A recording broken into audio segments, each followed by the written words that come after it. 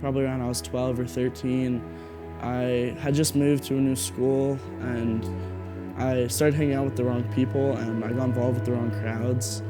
My mental health declined really fast. Started using a lot of different substances and going into parties, running away. I was overdosing, and eventually it just kind of got to a point where my family couldn't handle it anymore, and I actually ended up in foster care.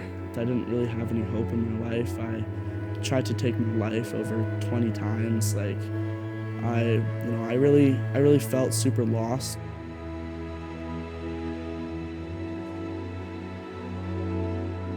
I used to go to a youth group, I went a little bit, but I kept making bad choices at that youth group.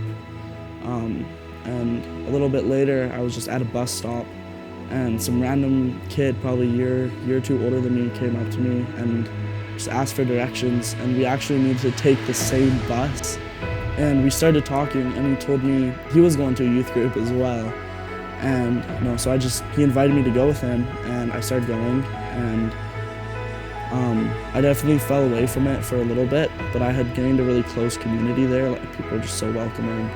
And I stopped going, and I kept engaging in all these negative things. And I guess God kept pursuing me in a way.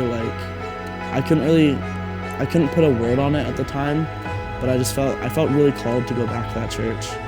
And I started going back, and a few months later, I gave my life to Jesus at a youth event, and I felt so good. I stopped going to the hospital, I stopped using, I moved out of foster care, and I moved up to Summerland with my mom. When y'all are seeing this, I'm actually gonna have a year clean. November 9th is when I stopped using completely.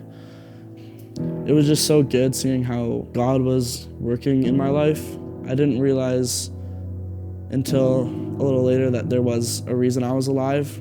God made you, and there's a calling on your life, and there's a reason you're still here, there's a reason you're still breathing. And that was something I just need to recognize, is that there's a way, way bigger purpose than what you may be led to believe.